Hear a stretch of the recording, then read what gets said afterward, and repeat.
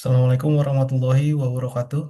Halo teman-teman sekalian, kita masuk ke studi kasus kedua dalam mata kuliah manajemen keuangan. Mari perhatikan studi kasusnya. Baik teman-teman, kita kali ini akan membahas tentang analisis laporan keuangan ya.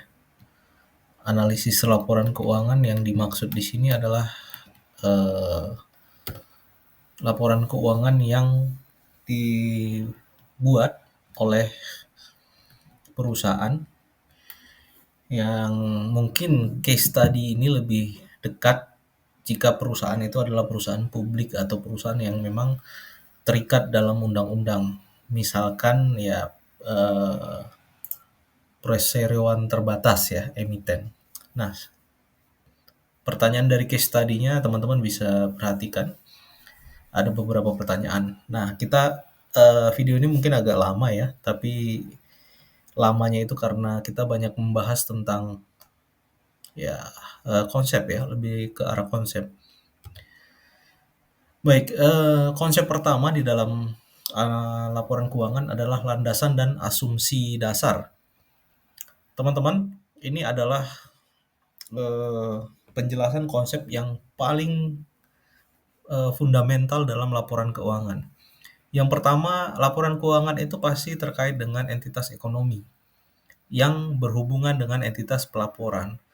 Oleh karena itu, pasti ada hubungan dengan aturan. Nah, di sini saya membawa aturan IFRS ya.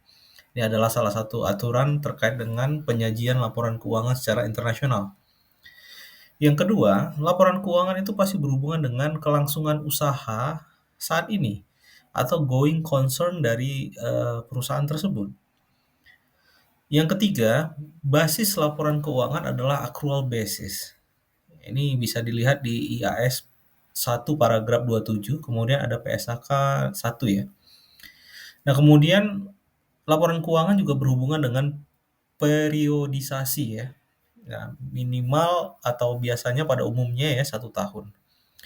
Kemudian di laporan keuangan itu pasti mencakup mata uang fungsional dan konsisten. Nah, ini merupakan dasar-dasar dari laporan keuangan. Yang berikutnya, karakteristik dari kualitatif informasi laporan keuangan. Setidaknya ada 4 ya yang disajikan di dalam laporan keuangan.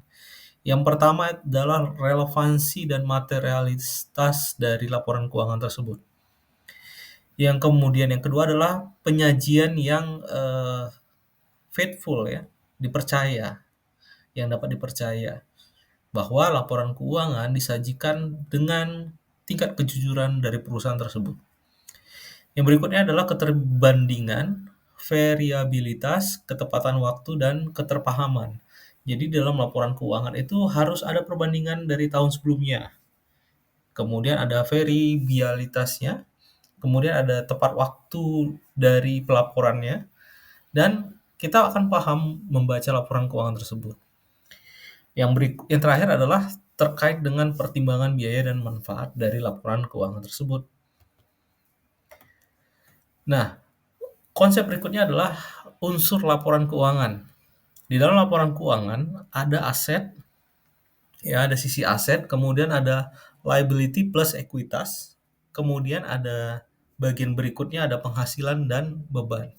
Ini diatur di OC IAS 1 terkait dengan struktur laporan laba rugi ya. Kemudian untuk arus kas itu menggunakan peraturan PSAK 2 atau IAS 7 ya. Yang berikutnya adalah tentang recognition atau pengakuan. Laporan keuangan itu berhubungan dengan kriteria pengakuan-pengakuan umum dari perusahaan tersebut. Misalkan ada pendapatan saat kendali berpindah, misalkan ada pendapatan sebelum perseroan dimiliki oleh si A begitu ya. Kemudian pada saat dia berpindah ke si B berapa pendapatannya. Kemudian ada provisi dan kontingensi. Dan ini terkait dengan recognition dari aktivitas bisnis dari perusahaan tersebut yang harus tersaji di dalam laporan keuangan. Konsep berikutnya adalah pengukuran. Di dalam laporan keuangan itu ada ukuran. Apa saja dia? Yang pertama pada umumnya adalah biaya. Ya, baik itu biaya historis, kemudian biaya perolehan yang diamortisasi, ini akan berhubungan dengan aset ya. Biasanya berada di aset. Kemudian ada nilai wajar atau fair value. Nah, nanti di dalam laporan keuangan juga harus ada ukuran tentang nilai wajar.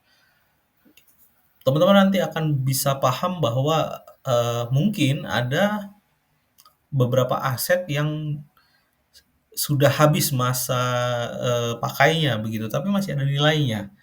Nah, pengukuran nilai ini bisa menggunakan nilai wajar. Kemudian ada persediaan pada biaya atau waktu tertentu. Kemudian ada aset tetap dan depresiasinya. Nah, kemudian yang baru nih, ada aset tak berwujud. Teman-teman bisa cek di IAS 38 atau PSAK 19 ya. Nah, ini adalah aset-aset yang memang tidak ada bentuknya, tetapi bernilai. Contoh merek. Nah, merek Nike misalkan, merek Nike itu harganya luar biasa. Ya, nilai asetnya itu luar biasa. Padahal tidak memiliki wujud ya kan. Kemudian yang berikutnya adalah penurunan nilai. Oke, kemudian konsep berikutnya lagi adalah prinsip pengaitan dan pengakuan terhadap waktu ya. Yang pertama tadi kan kita sudah paham bahwa laporan keuangan pada dasarnya disusun berdasarkan accrual basis ya. Nah, nanti karena dia accrual basis berarti perlu ada matching. Kemudian model pengakuan pendapatannya minimal ada 5 langkah. Dijelaskan di IFRS 15 paragraf 9 sampai 90 dan PSAK 72. Kemudian berikutnya ada kapitalisasi versus beban. Nah, ini berhubungan dengan how laporan keuangan menjelaskan bagaimana dia mendapatkan pendapatan dengan mengeluarkan pengeluarannya. Nah, yang terakhir adalah penyajian dan pengungkapan. Perubahan wajar struktur laporan, klasifikasi, kemudian ada risiko keuangan, ada pihak berelasi, segmen operasi, dan sebagainya. Ini merupakan cara laporan keuangan menyajikan informasinya ya dengan baik. Baik, di dalam kasus tadi kita ditanya apakah analisis laporan keuangan perlu dilakukan secara periodik ya. Secara umum ya, standar mengharuskan pelaporan keuangan itu dilakukan secara periodik. Standar ya, IFRS itu mewajibkan entitas atau perusahaan itu menyajikan satu set laporan keuangan sekurang-kurangnya dalam waktu 1 tahun. Dan beserta angka komparatif, artinya apa berdasarkan menggunakan tahun pelaporan saat ini dengan dikomparasikan ke tahun sebelumnya. Di Indonesia itu juga diatur oleh OJK.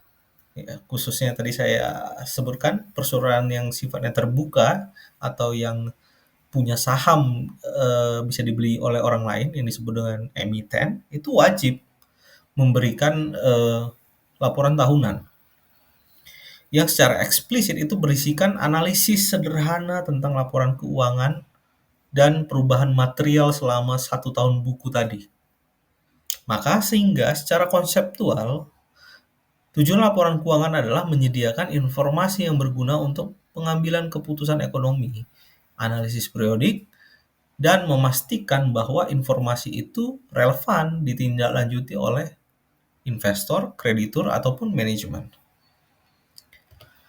Nah, kemudian saya melakukan resume ya, setidaknya kenapa harus dilakukan periodik. Yang pertama ini berguna untuk early warning system. Nah, di dalam laporan keuangan kan ada perubahan harta, pendapatan, dan sebagainya ya. Nah, ini menunjukkan kinerja per waktu, ya, kinerja per waktu. Sehingga ketika margin turun atau pendapatan turun atau arus kas meningkat, ya, arus kas mengetat dalam arti kata pengeluaran uang kas tinggi, uang kas yang masuk rendah, ya kan? Ini merupakan early warning system lah bagi perusahaan. Kemudian ada mengevaluasi strategi, mendukung pengambilan keputusan dan sebagainya. Termasuk juga meningkatkan akuntabilitas. Di dalam, perusahaan, salah satu bentuk akuntabilitas adalah menyajikan laporan keuangan. Berikutnya adalah, manfaat perusahaan melakukan analisis laporan keuangan. Kembali lagi saya merujuk kepada peraturan-peraturan ya. Yang pertama, menurut IFRS, pengambilan keputusan yang baik karena informasi yang relevan dan tepat waktu berdasarkan arus kas dan kinerja dari perusahaan. Ini IFRS ya yang menyebutkan. Jadi manfaat laporan keuangan itu menurut IFRS yang pertama adalah penyajian informasinya. Menurut ACA Global, laporan keuangan itu memberikan akuntabilitas ya, dan pemantauan terhadap kinerja. Membandingkan realisasi dengan target itu bisa dilakukan ketika laporan keuangannya ada. Nah, kemudian menurut IFRS lagi, laporan keuangan itu berfungsi mengukur risiko likuiditas dan solvabilitas. Kalau likuiditas itu kan kemampuan perusahaan mengeluarkan uang ya. Solvabilitas itu kan berarti perusahaan dalam menahan hutang ya, menahan beban. Kemudian NetSuite juga mengatakan bahwa laporan keuangan itu merupakan akses cepat dalam proses pendanaan atau kredibilitas eksternal ya. Orang akan mau memberikan hutang dan sebagainya itu melihat laporan keuangan dahulu. Nah, yang terakhir adalah menurut OJK ini adalah bagian dari kepatuhan. Tak ada laporan keuangan berarti perusahaan tak patuh. Simpelnya begitu. Saya memberikan kesimpulan terhadap manfaat laporan keuangan minimal ada 5. Ada kontrol terhadap keuangan, kemudian kontrol likuiditas, kemudian proyeksi profitabilitas agar optimal, kemudian yang keempat source of funding ya, akses pendanaan, dan yang terakhir adalah kepatuhan. Kemudian pertanyaan berikutnya adalah jelaskan berbagai macam analisis keuangan, laporan keuangan selain rasio. Saya memberikan setidaknya ada sekitar 10 ya, 11 analisis-analisis selain rasio. Teman-teman bisa perhatikan. Yang pertama adalah analisis tren ya. Ini horizontal analysis. Membandingkan pos laporan keuangan lintas periode untuk melihat pertumbuhan ataupun penurunan. Sedangkan kalau common size yang vertikal itu mengkonversi setiap pos menjadi persentase. Misalkan penjualan 100%, maka bebannya berapa tuh dari 100% tadi. Oke, yang berikutnya adalah analisis arus kas. Nah, analisis arus kas ini adalah analisis yang paling sering digunakan untuk proses pendanaan. Karena biasanya perusahaan-perusahaan yang menyediakan pendanaan segar itu mau melihat kemampuan arus kas dari perusahaan. Nah, dari arus kas juga kita bisa tahu bahwa perusahaan itu sebenarnya sehat atau enggak. Berikutnya ada break even dan cost volume profit ya. Ini biasanya digunakan untuk menentukan titik impas, margin kontribusi ataupun leverage ya dari investasi yang akan kita berikan kepada perusahaan tersebut. Kemudian ada budget versus aktual. Nah, ini adalah proses varians dari anggaran ya, terkait dengan bagaimana variasi harga, kuantitas, efisiensi, bauran produk yang akan dilakukan di dalam perusahaan itu dinilai dengan analisis ini. Kemudian ada sensitivitas dan skenario. Nah, ini biasanya digunakan untuk mengetahui ya dampak dari perubahan variabel kunci. Misalkan jika harga berubah, maka pendapatan kira-kira berubah nggak?